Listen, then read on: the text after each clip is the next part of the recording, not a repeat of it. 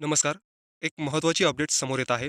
मुख्यमंत्र्यांनी अधिकाऱ्यांसोबत बैठक आयोजित करण्याचं ठरवलेलं आहे. आता याला नेमकं कारण काय ठरलेलं आहे, तर ते तुम्हीच बघा. की मोठ्या प्रमाणात या ठिकाणी विद्यार्थी दाखल झालेत आहेत की दोन्ही दुतर्फाच्या बाजूला रस्त्याच्या हे सर्व विद्यार्थी दाखल झालेत आणि पोलीस सुद्धा मोठ्या प्रमाणात या ठिकाणी उपस्थित आहेत. पोलीस खरं तर या आंदोलनकर्त्यांना रोखत आहेत. धरपकड खरं तर या ठिकाणी सुरू आहे. आपण बघू शकतो की मोठ्या प्रमाणात या ठिकाणी सर्व आंदोलनकर्ते जे आहेत ते या ठिकाणी आहेत. स्वतः डीसीपी सुद्धा पुण्यातले या ठिकाणी उपस्थित आहेत. पोलीस सुद्धा मोठ्या प्रमाणात आहेत. विद्यार्थ्यांकडून जोरदार घोषणाबाजी जी आहे ती खरं तर सरकारच्या विरोधात या ठिकाणी केली जात आहे. सध्या आपण बघू शकतो.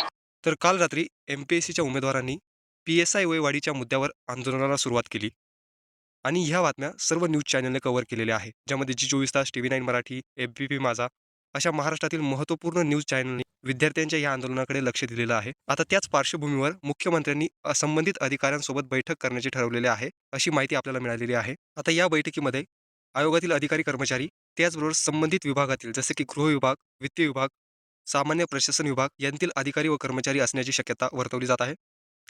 त्याचा मुख्य मुद्दा आहे गट ब परीक्षेसाठी वयवाढी. या अगोदरही मुख्यमंत्र्यांनी या संदर्भात बैठक आयोजित केलेली होती.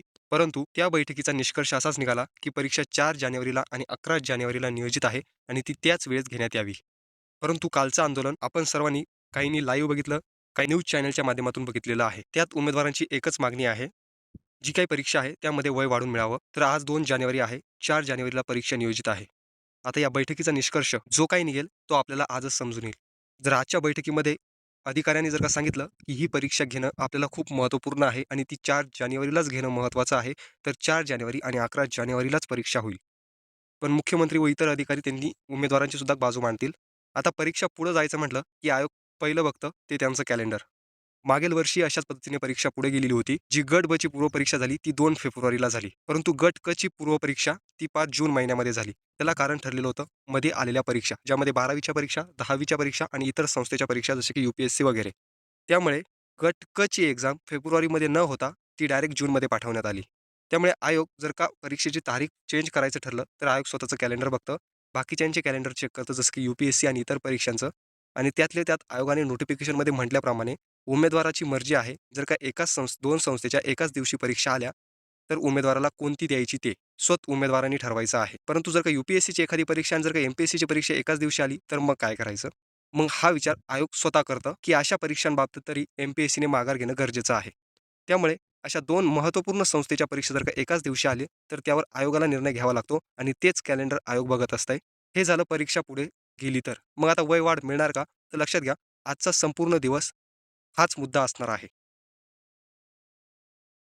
या वादासोबतच मुख्यमंत्र्यांसमोर अजून एक वाद आहे, तो म्हणजे महानगरपालिकेच्या निवडणुकीचा.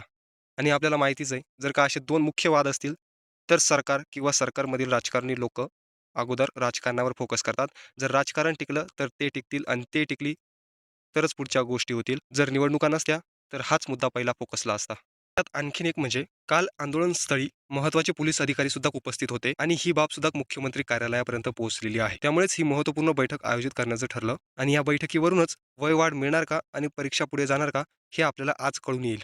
आणि जर अशी अपडेट काहीही आली नाही, जर का कोणत्याही पद्धतीचा जी-आर प्रसिद्ध झाला नाही, तर समजून जा मुख्यमंत्री, अधिकारी, कर्मचारी हे परीक्षा 4 जानेवारी व 11 जानेवारीला घेण्याच्याच बाजूने आहे आणि ते त्याच पद्धतीने आयोजित करण्याच्याही बाजूने आहे. त्यातले त्यात काल मुख्यमंत्र्यांनी उमेदवारांची भेटही नाकारली. त्यामुळे उमेदवारांकडे आंदोलनाशिवाय पर्याय उरला नाही. कदाचित जर का कालची ती भेट झाली असती, तर उमेदवारांनी आंदोलन करायचं की नाही याबाबत तरी विचार केला असता. परंतु भेट नाकारल्यामुळे उमेदवारांकडे एकच पर्याय होता, तो म्हणजे आंदोलनाचा.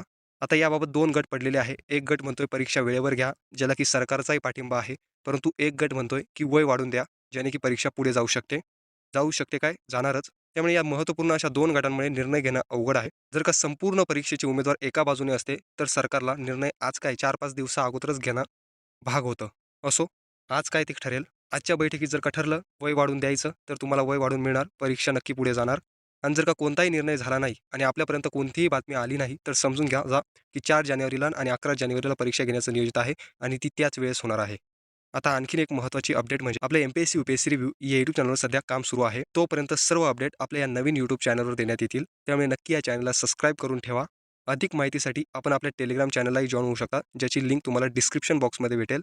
आणि पुन्हा एकदा सांगतोय, हा नवीन चॅनल नवीन वर्षामध्ये तुम्हाला खूप नवीन गोष्टी शिकायला भेटतील, याचं मी आश्वासन देतो. त्यामुळे नक्की चॅनलला सबस्क्राईब करा. भेटूया आपण अशाच महत्त्वपूर्ण अपडेट्ससह पुढील एखाद्या व्हिडिओमध्ये. तोपर्यंत धन्यवाद.